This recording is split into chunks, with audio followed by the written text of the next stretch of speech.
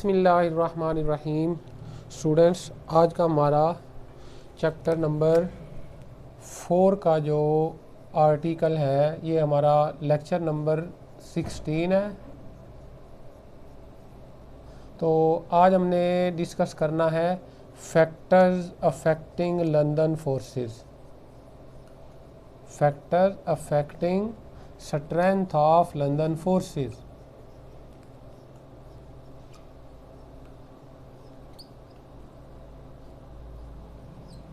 ये जो London forces हैं ये लास्ट लेक्चर में हमने डिस्कस की थी। नॉन पोलर मॉलिक्यूल्स के दरमियान लंदन फोर्सेस क्रिएट होती हैं, कैसे क्रिएट होती हैं। तो इनको instantaneous dipole, induced dipole forces भी कहा जाता है और लंदन डिस्पर्शन फोर्सेस भी कहा जाता है।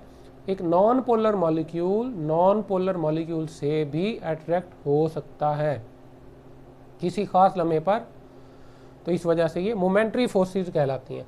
तो अब इन फोर्सेस की जो स्ट्रेंथ है वो दो फैक्टर्स पे डिपेंड करती है। पहला जो फैक्टर है वो है साइज ऑफ इलेक्ट्रॉनिक क्लाउड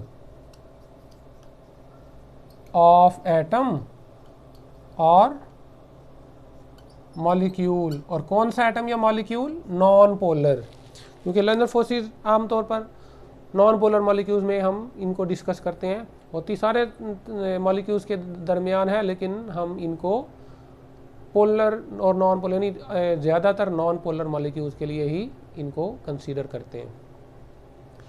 तो अगर किसी एटम या मॉलिक्यूल का साइज छोटा हो तो उसकी पोलराइजेबिलिटी जो है वो कम होगी, पोलराइजेबिलिटी कम होगी। यानी साइज छोटे का मतलब कि उसका एटॉमिक नंबर कम हो, यानी सेंटर में न्यूक्लियस में प्रोटॉन की तादाद कम हो, पॉजिटिव चार्ज कम हो, उसके इलेक्ट्रॉन की तादाद भी क्या होगी? कम होगी। एक शेल होगा या दो शेल होंगे और वो न्यूक्लियस के बहुत करीब होंगे इलेक्ट्रॉनिक शेल, और वो न्यूक्लियस से ज़्यादा अट्रैक्ट हो रहे होंगे और उनको पोलराइज करना मुश्किल होगा। यानी इसके इलेक्ट्रॉनिक क्लाउड को पोलराइज करना और लंदन फोर्सेस क्रिएट करना क्या होगा? मुश्किल होगा अगर साइज छोटा है तो। यानी उसको पोलराइज करना मुश्किल है, इसकी पोलराइज होने की सलाहियत कम है, एटॉमिक नंबर कम है, तो क्या होगा? साइज छोटा होगा। साइज छोटा होगा तो पोलराइज होने की एबिलिटी कम होगी, और जब पोलराइज ही आसानी से नहीं होना तो ये लंदन फोर्सेस की स्ट्रेंथ भी क्या होगी? कम होगी। और अगर किसी एटम या मॉलिक्यूल का साइज बड़ा है, उसके ज़्यादा सारे इलेक्ट्रॉनिक शेल हैं, यानी उसका एटॉमिक नंबर बड़ा है और उसका इलेक्ट्रॉनिक शेल भी बड़ा है, तो फिर एक एटम दूसरे के जब करीब आएगा तो इसके इलेक्ट्रॉन्स, आखिरी वाले जो इलेक्ट्रॉन है जो न्यूक्लियस से दूर हैं, जो न्यूक्लियस से कम अट्रैक्ट हो रहे हैं, उनको ये रिपेल ज़्यादा करेगा, आसानी से रिपेल करेगा और इसका डाइपोल आसानी से क्रिएट कर देगा ऐसे करके। तो इसका डाइपोल आसानी से बन जाएगा अगर साइज बड़ा होगा, तो पोलराइज आसानी से हो जाएगा, पोलराइजेबिलिटी ज़्यादा होगी। जब पोलराइजेबिलिटी ज़्यादा होगी तो लंदन फोर्सेस की स्ट्रेंथ क्या होगी? ज़्यादा होगी, स्ट्रॉन्ग लंदन फोर्सेस होंगी।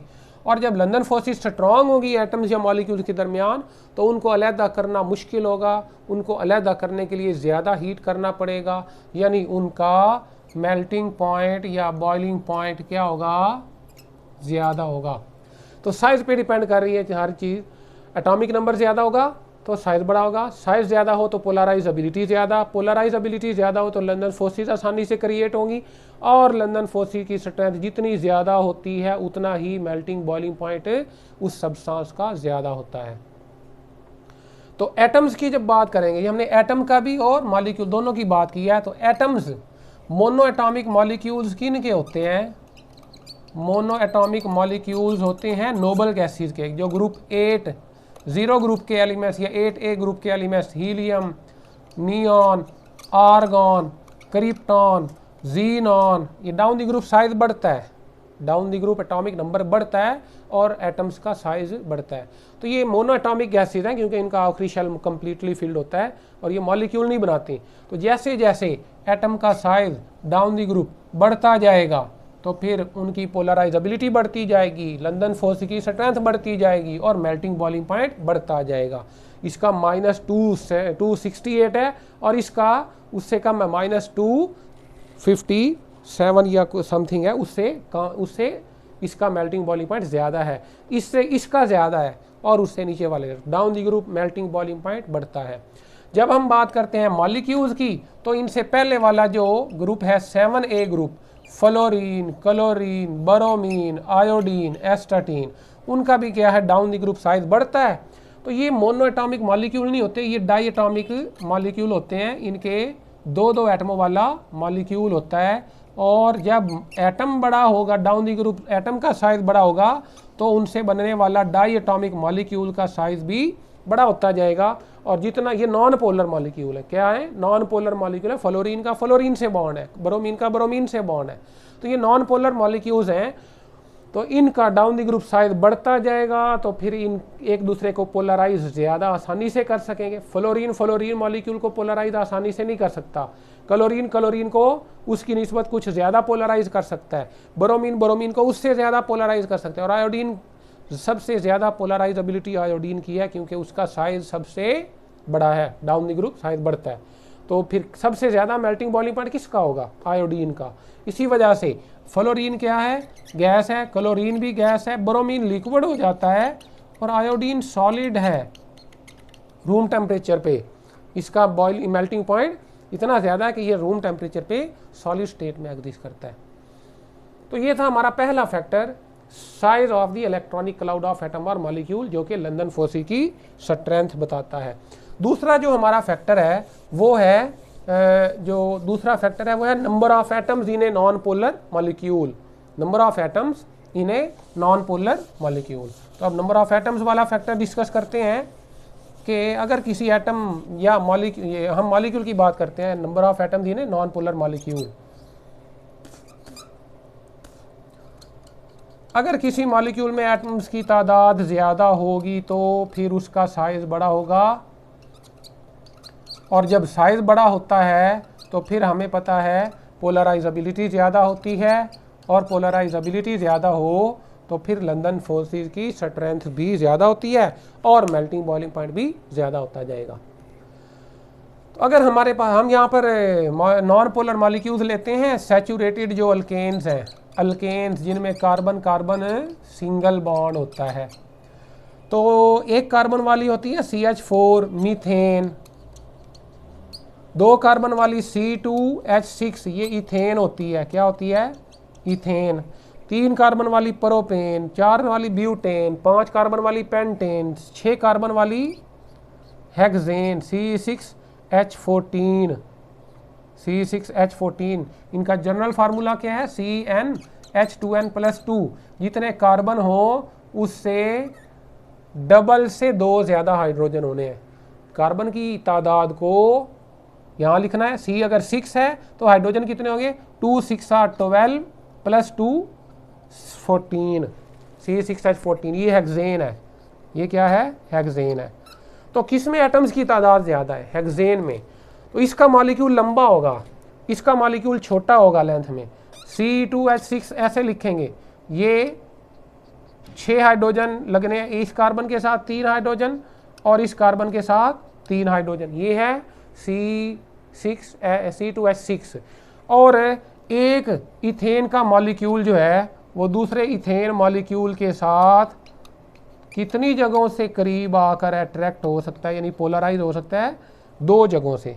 कहाँ कहाँ से, ये हमारा एक मॉलिक्यूल है और ये हमारा दूसरा मॉलिक्यूल है। अब इनकी लेंथ कम है, एटम्स की तादाद कम होने की वजह से, तो यहाँ से पोलराइज हो सकते हैं या यहाँ से पोलराइज हो सकते हैं।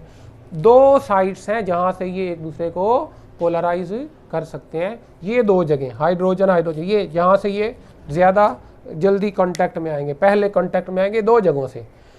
लेकिन अगर हम हेक्सेन की बात करें जिसमें कितने कार्बन होते हैं, 6, 1 2 3 4 5 और 6, तो एक हेक्सेन का जो मॉलिक्यूल है उसमें 6 कार्बन और 14 हाइड्रोजन होते हैं। अब ये 14 हाइड्रोजन जो हैं वो इस तरह से लगे हुए हैं। ये एक मॉलिक्यूल है हेक्सेन का। दूसरा जो हेक्सेन का मॉलिक्यूल होगा उसमें भी कितने कार्बन होंगे, उसमें भी 6 कार्बन होंगे, 1 2 3 4 5 और 6, और हाइड्रोजन लगाएंगे तो कितने आएंगे, 14 हाइड्रोजन। ये 14 हाइड्रोजन वाला हमारा एनहेक्सेन है, 6 कार्बन है और 14 हाइड्रोजन।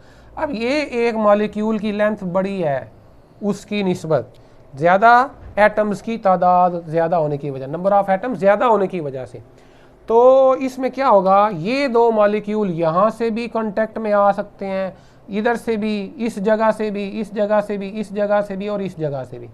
तो यहाँ उन जगहों की तादाद ज़्यादा है जिन जगहों से ये मॉलिक्यूल एक दूसरे के करीब आकर एक दूसरे को पोलराइज कर सकते हैं। तो number of sites where they can polarise each other, the sites are increase due to greater number of atoms. तो इसका मतलब है जितने ज़्यादा एटम्स होंगे उतनी लेंथ ज़्यादा होगी और उतनी ज़्यादा जगहों से मॉलिक्यूल एक दूसरे से बंधे होंगे, जकड़े होंगे, और उनको अलग करना उतना ही ज़्यादा मुश्किल होगा। तो फिर हम कह सकते हैं कि अगर हम ये कह सकते हैं अगर नंबर ऑफ एटम्स ज़्यादा हों, नंबर ऑफ एटम्स ज़्यादा हों, तो फिर क्या होगी, ज़्यादा जगहों से अट्रैक्ट होकर लंदन फोर्सेस ज़्यादा क्रिएट होंगी, लंदन फोर्सेस, मोर लंदन फोर्सेस होंगी, और लंदन फोर्सेस ज़्यादा हो तो मेल्टिंग बॉइलिंग पॉइंट क्या होगा, melting point and boiling point ज़्यादा होगा। तो ये प्रूव करता है हमारा जो एक्सपेरिमेंटल इनका अगर बॉइलिंग पॉइंट देखा जाए तो ये जो इथेन है इसका जो बॉइलिंग पॉइंट है -88 point something, -88 point something degree centigrade है, -88। और ये जो हेक्सेन है इसका बॉइलिंग पॉइंट है +68 डिग्री सेंटीग्रेड। तो इसका मतलब है ये माइनस डिग्री सेंटीग्रेड जिसका बॉइलिंग पॉइंट हो वो रूम टेम्परेचर पे गैस होगी, और जिसका बॉइलिंग पॉइंट प्लस में है वो रूम टेम्परेचर पर लिक्विड स्टेट में होगी। तो हेक्सेन लिक्विड फॉर्म में होती है और ये गैसोस फॉर्म में होती है। वजह यही है कि इनके मॉलिक्यूल में लंदन फोर्सेस कम है और इधर लंदन फोर्सेस ज़्यादा हैं, वजह नंबर ऑफ एटम्स ज़्यादा होने की वजह से। तो आज के लेक्चर में हमने 2 फैक्टर्स डिस्कस किए हैं जो कि लंदन फोर्सेस की स्ट्रेंथ पर असरअंदाज होते हैं। पहला फैक्टर था size of electronic cloud of atom और दूसरा है number of atoms in a non polar molecule. तो ये हमारा आज का लॉन्ग क्वेश्चन कंप्लीट हुआ। ये लंदन फोर्स की डेफिनेशन और थोड़ी सी उसमें एक्सप्लेनेशन बतानी है कि फ्रिट्स लंदन जो था उसने इनको एक्सप्लेन किया था नॉन पोलर मॉलिक्यूल्स में, और फिर दोनों फैक्टर एक्सप्लेन करने हैं। ये लॉन्ग क्वेश्चन बन सकता है 4 नंबर का। तो नेक्स्ट लेक्चर हमारा होगा हाइड्रोजन बॉन्डिंग से रिलेटेड। Thank you.